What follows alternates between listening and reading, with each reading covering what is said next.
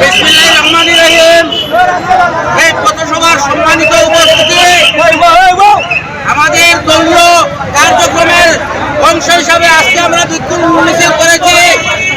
আমরা দেখতেছি কিছু ফেসবুকে কমেন্টে এবং স্ট্যাটাসে কিছু উস্কানিমূলক বক্তব্য দেওয়ার আমরা উৎসাহ করে দিলাম। আমরা লোকে আপনারা ইচ্ছা করি খাওয়া ভালো লাগাইয়া আর যোগ লাগাও কেনা ভদ্রতা দুর্বলতা নাই। আমরা কিন্তু দুর্বল নাই, আমরা কিন্তু ভদ্র।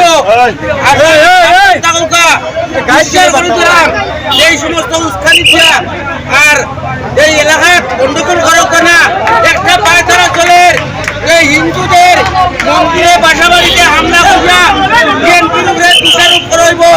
আপনারা সাবধান থাকবা। আসসালামু আলাইকুম।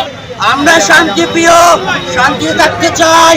যদি আমাদেরকে অশান্ত করার চেষ্টা করা হয়, আমরা কিন্তু তার দাঁত ভাঙা জবাব দিই। বিসমিল্লাহির রহমানির রহিম।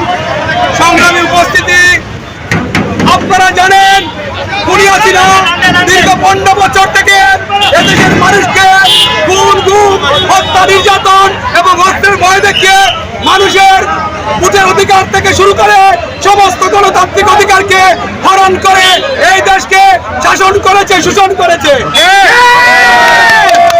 আপনারা দেখেছেন বিএনপি দীর্ঘ 15 বছর প্রতিটা কর্মসূচি শান্তিপূর্ণ পালন করেছে। আপনারা জানেন এই স্বৈরাচারিণী হাসিনা পতনের পরেও এই দেশকে নিয়ে ষড়যন্ত্র করে যাচ্ছে। আপনারা দেখেছেন আমাদের দেশের মধ্যে হিন্দু, মুসলিম, বৌদ্ধ, খ্রিস্টান আমরা প্রত্যেকে ভাই ভাই হয়ে বসবাস করি, কিন্তু আওয়ামী লীগ আমাদের সাম্প্রদায়িক দাঙ্গা সৃষ্টি করার জন্য বিভিন্ন মন্দিরে হামলা করছে, হিন্দু ভাইদেরকে উস্কানি দিয়ে মানববন্ধন, মিছিল, মিটিং করে যাচ্ছে। বলতে চাই, বাংলাদেশ নিয়ে আর ষড়যন্ত্র করবেন না। বাংলাদেশের মানুষ জেগে উঠেছে, মানুষের রক্তের মধ্যে দাউ দাউ করে আগুন জ্বলছে। যদি কোনো ষড়যন্ত্র করা হয়, এদেশের আপামর জনগণ বিএনপিকে সাথে নিয়ে দাঁত ভাঙা জবাব দেবে। আমি বিশেষ করে শমশেরনগর সবাইকে বলতে চাই, বিএনপি শান্তিপূর্ণ আন্দোলন পছন্দ করে এবং করে যাচ্ছে, ভবিষ্যতে করে যাবে। আপনাদেরকে সবাইকে উদাত্ত আহ্বান জানাচ্ছি, ছাত্রদের রক্তের বিনিময়ে যে সম্প্রদায় পুনরায় স্বাধীন করেছে, আমরা সবাই তাদের সেই আশা আকাঙ্ক্ষাকে একত্রিতভাবে প্রতিষ্ঠিত করবেন। আপনাদের সামনে দুটি কথা বলবেন। এই শমশেরনগরের কৃতি সন্তান আমাদের দাদা, আপনারা তার মুখ থেকে দুটি কথা শুনেন।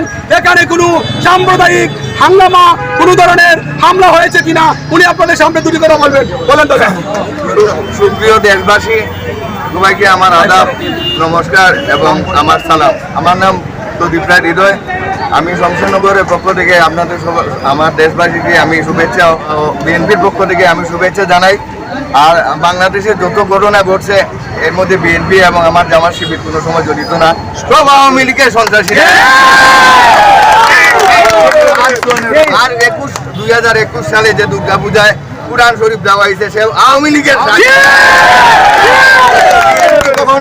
কখনো কারো গোর বাড়ি জ্বালায় না, আওয়ামী লীগ জ্বালায়।